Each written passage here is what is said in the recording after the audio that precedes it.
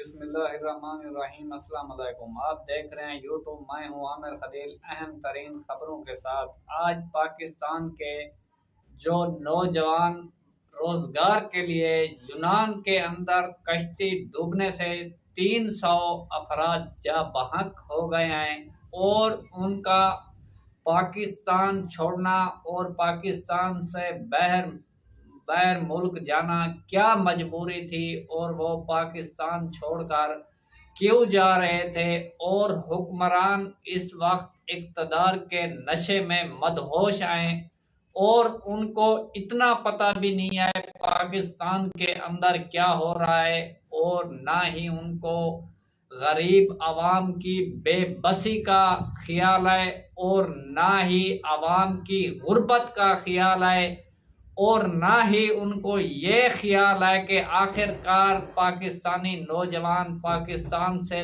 तंग होकर क्यों निकल रहे हैं और पाकिस्तान के अंदर खुदकशियां क्यों कर रहे हैं। और कोई भी पाकिस्तानी अपने शहर को खुशी से नहीं छोड़ता और ना ही पाकिस्तान से कोई मजबूरी बाहर चला जाता है।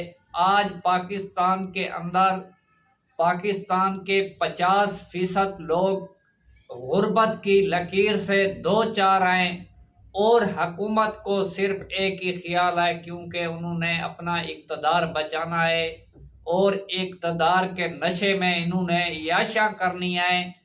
और पाकिस्तान के 300 नौजवान डूबकर जहाँ बहक हो गए हैं और उनके ऊपर हुकूमत और हुक्मरान इतने बेहिस हैं और बेहिसी से सो रहे हैं। और यूनान के एक शहर इंतज के अंदर कश्ती डूबने से एहतजाज किया जा रहा है, लेकिन पाकिस्तान के अंदर कोई एहतजाज नहीं किया गया और पाकिस्तान के अंदर इस तरह का एक ड्रामा रचाया गया है जो मैं नाज़रीन के सामने रखना चाहता हूं। और कहा गया है कि इंसानी स्मगलरों के खिलाफ क्रैकडाउन किया जा रहा है, छोटे मोटे एजेंट पकड़कर खबर चलवाई जा रही है कि इंसानी स्मगलरों के खिलाफ क्रैकडाउन शुरू कर दिया गया है।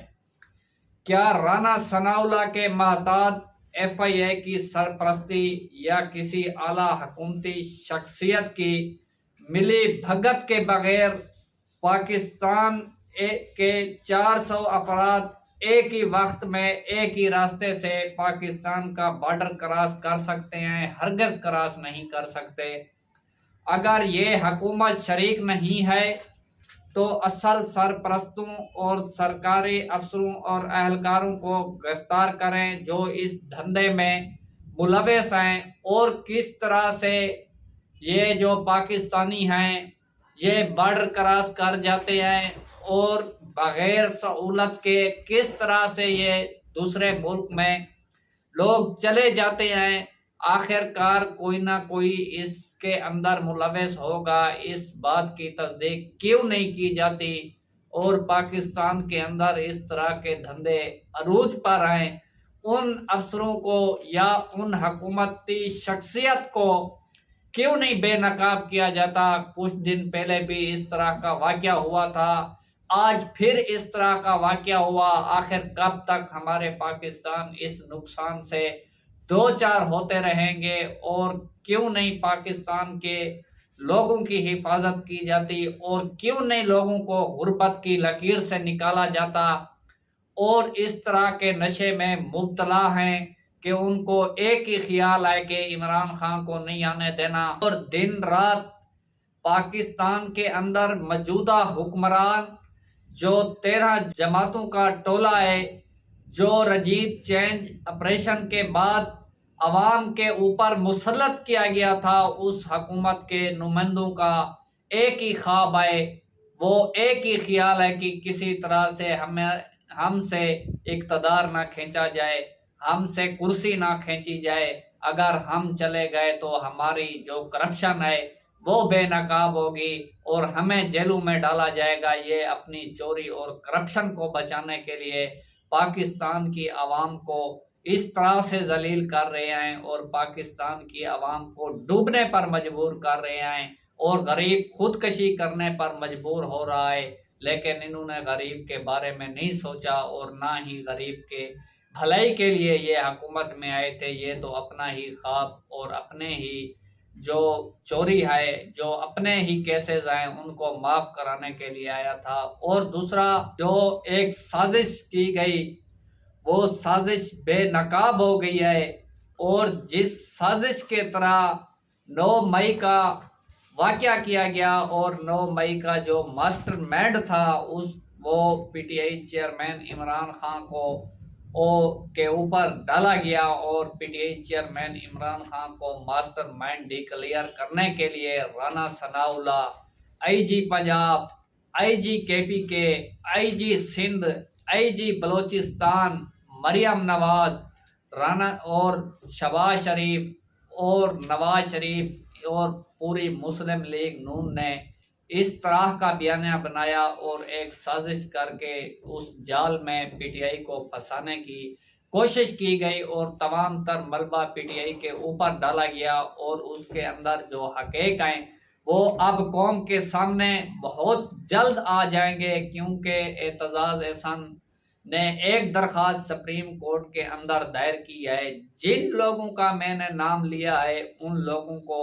एतजाज़ एहसन ने उस दरख्वास्त के अंदर शरीक और फरीक बनाया है और उन्होंने कहा है कि जब 9 मई का वाक़या हुआ तो उस वक्त ये लोग कहाँ थे और अगर इनको पता था तो ये वाक़या होने वाला है, इन्होंने उस वाक़े से उनको क्यों नहीं रोका और किस तरह से ये वाक़या पेश आया है। और नाजरीन, लतीफ़ खोसा और सुलेमान इकराम और एतजाज़ एहसन ने इस वक्त जो एंट्री डाली है उस एंट्री से बहुत से अहम सवालात जन्म लेंगे और उस सवालात को रोकने के लिए भरपूर कोशिश की जा रही है। और जिस तरह से जो एतजाज़ एहसन की पटिशन है जो ही फिक्स हो जाती है तो प्लानर के लिए मुश्किलात पैदा हो जाएंगी।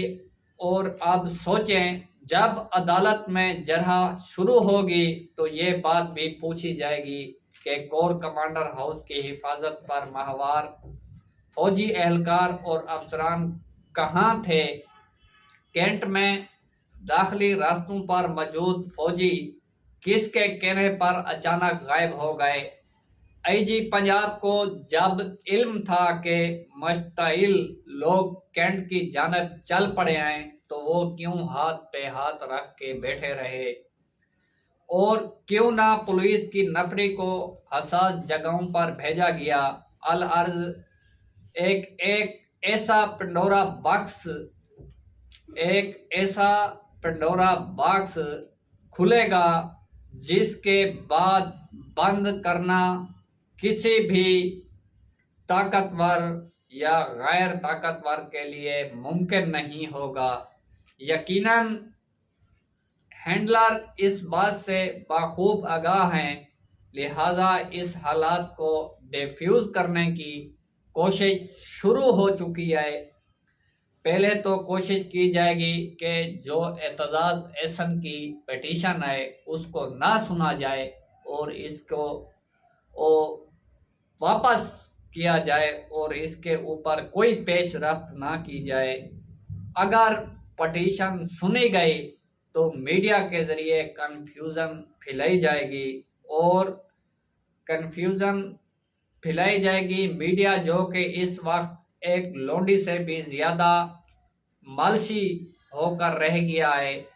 और उसके बाद दूसरा तरीका वो है जो अमेरिका ने 9/11 के बाद क्या यानी पहले तो उतर से इस हमले को मीडिया पर दिखाया जाए और उसके बाद इसकी जो फ्रिक्वेंसी है उनको कम कर दिया जाएगा और फ्रिक्वेंसी को कम कर दिया जाएगा ताकि अब अगर 9 मई की फ्रिक्वेंसी लोडी मीडिया पर कम होने लगी तो समझ जाएं कि अब 10 पुरानी पोजीशन से 10 बरदार हो चुके हैं और फरारी का नया रास्ता तलाश किया जा रहा है। किस्सा मुख्तसर, इस एतजाज़ एहसन की पटिशन ने बहुत सी मुश्किलात पैदा कर रही है इस मौजूदा हुकूमत के लिए। इस हुकूमत ने जो साजिश पीटीआई चेयरमैन इमरान खान के लिए की थी, उस साजिश में इस एतजाज़ एहसन की पटिशन ने इनको बेनकाब कर दिया है। इस एतजाज़ एहसन की पटिशन से इन 3 आदमियों को, जिनके मैंने नाम लिए है, इन 3 आदमियों का बहुत अहम किरदार है और इन 3 आदमियों की एंट्री बहुत अहमियत की आमिल है। जिस तरह से लतीफ़ खोसे के घर के ऊपर हमला किया गया और उसके ऊपर प्रेशर डाला गया, क्योंकि उनको पता है कि इन 3 जो एडवोकेट हैं, इन 3 एडवोकेट ने अपनी जो पटिशन दायर की है, इससे उन्होंने साबित कर दिया है कि 9 मई का जो भी मास्टरमाइंड था और 9 मई को जो भी बयाना बनाया गया, उसके अंदर जो जो अफराद मुलविस थे, उनके खिलाफ जो पंडोरा बॉक्स खुलेगा, मौजूदा हुकूमत को मुंह छुपाने की जगह नहीं मिलेगी। और जिस तरह से इन्होंने ये साजिश करके पीटीआई के ऊपर मलबा डालने की कोशिश की और पीटीआई को फंसाने की कोशिश की, जिसका मुतअद्दिदा बार इन 3 वजीरों ने नाम ले चुके हैं, जो कि जवेद लतीफ़ है और राना सनाउल्लाह है और मरियम नवाज है। इन्होंने बहुत पहले से ये प्लान बनाया हुआ था और इस प्लान के अंदर इन्होंने मीडिया पर मुतअद्दिदा बार कहा था कि ये फितना है, इसका हम सर कुचलेंगे, और कई बार राना सनाउल्लाह धमकियां दे चुका है। लेकिन इस बार ये जो प्लान है इनका बहुत बहुत जल्द बेनकाब होगा। काजी के बैठने की लेट आए और एतजाज़ एहसन की पटिशन के फिक्स होने की लेट आए। जो ही ये पटिशन फिक्स होगी, उस टाइम ये पंडोरा बॉक्स खुलेगा और ये डूब कर उस पंडोरे बाग के पीछे ये नहीं छुप सकेंगे, ये डूब जाएंगे और ये जो साजिश है, ये जो मास्टर प्लान है, ये कोई और निकलेगा। और जो भी होगा वो पीटीआई चेयरमैन इमरान खान पहले भी कह चुके हैं कि इस वाक़े की साफ और शफाफ तहकीकात की जाए और बहुत जल्द इसकी तहकीक होगी और कौम को पता चल जाएगा कि इसके पीछे कौन है और किस तरह से ये वाक़या किया गया है। नाजरीन, आज की अपडेट यहाँ तक थी। अगर हमारी वीडियो आपको अच्छी लगे तो हमारी वीडियो को लाइक और शेयर करें, साथ हमारे यूट्यूब चैनल को सब्सक्राइब करें और हमारे आने वाली वीडियो का इंतज़ार करें। अल्लाह आपका हामी और नासिर।